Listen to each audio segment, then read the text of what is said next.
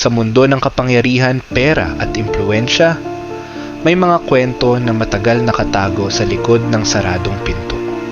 Isa sa pinaka-kontrobersyal na kaso sa modernong panahon ay ang kaso ni Jeffrey Epstein at ang tinatawag na ngayon na Epstein Files. Hindi lang ito simpleng legal case. Ito ay naging simbolo ng tanong ng buong mundo kung may proteksyon ba ang mayayaman sa batas at kung may mga lihim bang koneksyon sa likod ng global elite. Si Jeffrey Epstein ay isang financier na nakapasok sa inner circles ng mga mayayaman at makapangyarihan sa iba't ibang bansa. Nakilala siya sa pakikisalamuha sa mga business leaders, politicians, at iba pang influential personalities. Ngunit kalaunan, naharap siya sa mabibigat na kaso kaugnay ng sexual abuse at trafficking. Noong 2019, siya ay naaresto sa United States at habang hinihintay ang kanyang trial, siya ay namatay sa loob ng kulungan. Ang pangyayaring ito ang lalong nagpasiklab sa curiosity ng publiko at nagbukas ng mas malalim na investigasyon sa kanyang buhay at koneksyon. Dito nagsimulang mabuo ang tinatawag na Epstein Files. Hindi ito isang dokumento lamang, ito ay napakalaking koleksyon ng records tulad ng emails, flight records, financial documents, witness testimonies, photos, at investigation reports. Sa paglipas ng mga taon, milyon-milyong pahina ng dokumento ang nakolekta ng mga investigador. Noong 2025 hanggang 2026, nagkaroon ng malaking pressure mula sa publiko at sa mga mambabatas sa United States na ilabas ang mga dokumentong ito. Dahil dito, nagkaroon ng malawakang release ng records. Umabot sa milyon-milyong pages ang inilabas sa publiko bilang bahagi ng transparency efforts. Ngunit marami pa ring bahagi ng mga dokumento ang tinakpan o redacted upang maprotektahan ang privacy ng mga biktima at ang mga patuloy pang investigasyon. Sa paglabas ng mga bagong files, mas nakita ang lawak ng network ni Epstein.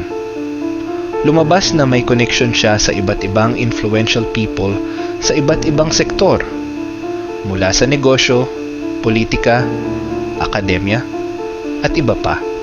Ngunit mahalagang tandaan na ang pagkakasama ng pangalan ng isang tao sa dokumento ay hindi automatic na nangangahulugan na may ginawa silang krimen. Maraming pangalan ang lumalabas dahil sa social connections, meetings, o business interactions lamang.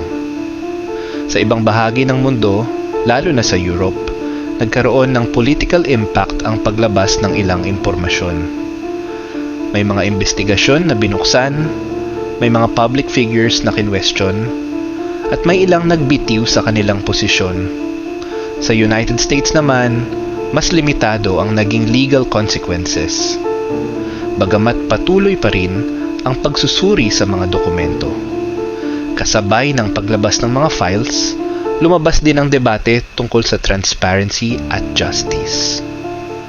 May mga nagsasabing kulang pa ang nailabas na impormasyon. May iba namang nagsasabing dapat mas protektahan ang privacy ng mga biktima. May mga pagkakataon din na may sensitibong impormasyon na hindi sinasadyang nailabas, na nagdulot ng panibagong kontrobersya. Sa kabila ng lahat ng ito, mahalagang paghiwalay ng facts at speculation. Totoo na may malawak na connection si Epstein sa maraming powerful people. Totoo rin na siya ay nahatulan sa ilang kaso. Ngunit, hindi napatunayan na may isang malaking global conspiracy na pinapatakbo ng mga elites. Hindi rin ibig sabihin na lahat ng pangalan sa files ay sangkot sa krimen. Sa mas malalim na pananaw, ang Epstein Files ay naging simbolo ng mas malaking issue sa mundo.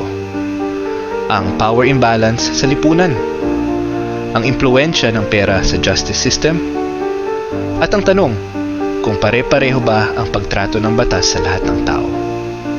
Hanggang ngayon, patuloy pa ring sinusuri ang napakaraming dokumento. patuloy pa ring may bagong impormasyon na lumalabas. At habang mas marami ang nalalaman ng publiko, mas lumalalim din ang mga tanong. Ang katotohanan ba ay buo nang nailabas? O may mas malalim pang lihim na hindi pa handang makita ng mundo? Ang kwento ng Epstein Files ay maaaring nagsimula sa isang tao. Pero, sa paglipas ng panahon, ito ay naging kwento ng sistema, kapangyarihan, at paghahanap ng katotohanan. Kung gusto mo ng ganitong documentary content, huwag kalimutang mag-subscribe at mag-follow para sa mas marami pang real talk at deep dive stories.